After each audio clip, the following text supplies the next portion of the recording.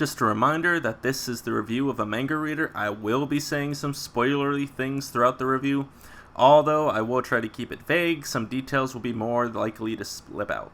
It's honestly a little confusing on why they switched up the order of the chapters. If they were going to keep the pool chapter and not just add a bunch of anime-only content to the massage chapters, considering the massage chapters could have just been one entire episode, I guess maybe they didn't want episode 5 to feel like a filler episode, considering it's mainly character development and nothing really plot related. But the ending of volume 2 didn't happen, which sets you up for what's to come, at least understanding we're about to be swarmed with new characters very soon. Anyways, for these 2 episodes, we get the rest of volume 2, first revealing how codependent Nazuna is getting with Ko. Like a teen with their phone, afraid of missing a call or constantly having Ko on her mind. So some spoilers are about to be dropped. I'll have the manga spoilers text over so you can skip it if you like these reviews but don't want to ruin the experience. Another thing that the anime is doing that wasn't really shown in the manga, or at least not to my knowledge, Nazuna is clearly being hit by sunlight in a few scenes.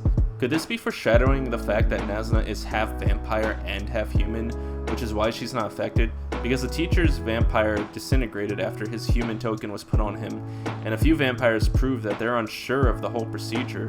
So I don't know, just feels like something they're trying to have you overlook would pay off later, like season 1 of Attack on Titan. There's also the subtlety of Nazuna using constant old relics of the past technology, like PlayStation or giant telephones. Meanwhile, in this world, those who hold on to such items that were important in their human past are vulnerable to being killed. So the most important arc of these 2 episodes is definitely the massage. Again, we see another example of depression. Kiyosumi is clearly tired of the endless hours being hit on and pretending everything is fine with her when it clearly isn't. She's tired of feeling helpless and alone, working in an environment that's clearly unhealthy. Now, maybe that's more of a statement about certain work environments in Japan. This isn't the first time I've seen this in manga and anime. You've got the series Animeta and Zombie 100 Bucket List of the Dead that spring immediately to my mind. Not that there aren't jobs that keep you working even after leaving work in America. Ko's speech about understanding that his rejection of society and living carefree is crazy, but also that the idea of trying to tough it out in a world that makes you miserable is equally as crazy. Ko is basically given an example of the life he might have lived had he not began wandering the nights and bumped into Nazuna. She's definitely an example though of someone feeling isolated and alone even though she spends most of her days around many people. It's important to understand as a writer that you don't always need the answer, you just need an answer to the problem you're trying to understand, and accepting that there may be other solutions to it as well.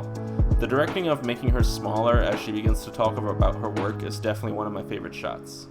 The pool chapter reminds me of a reactor asking if Ko is the only one who sees the lights, that if it's from his perspective, and how much more mysterious and provocative the night is to him, which is why we get some changes to colors and certain cues. Both chapters give a nice window to Ko's mindset. With the pool, we remember just how much Ko hates being around crowds, trying to fit in with society norm, and his confusion to trying to understand his feelings towards Nazuna. We even get a cute parallel from when Nazuna caught him with Akira. The best part being that he takes initiative in showing that he is indeed Nazuna's guy. In the anime, they refer to him as her friend, but in the manga, they refer to him as her guy. I wonder why they decided to tone that label down a bit. Then there's Nazuna's Night Out, where we get a peek into her world without Ko, showing that when alone, Nazuna feels bored. She tries to find entertainment and things around her, but her recent connection with Ko has caused her to grow a bit codependent in their friendship for her need for fun and excitement. Ko's actions in this chapter reminds us just how attentive he is, and that he was indeed a top student when he went to school, trying to analyze his own feelings by letting Nazuna bite him to confirm whether or not he's in love yet. Although he doesn't understand his feelings, he's literally putting them to the test and examining them using Nazuna. My favorite lines in the chapter is being when Nazuna wants to taste all of Ko's different emotions.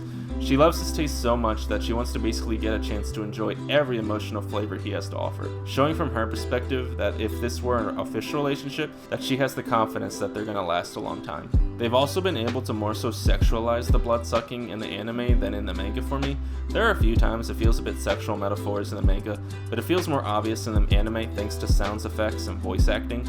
I went a bit all over the place about these 2 episodes, but so did they when arranging it compared to the manga, so fair play. I'm about to watch episode 7, and very much expecting it to be the episode many manga fans such as myself have been hyping this series about. Do you think these past 2 episodes are considered skippable, or do you enjoy character development over plot? Thank you for watching, and go read a book.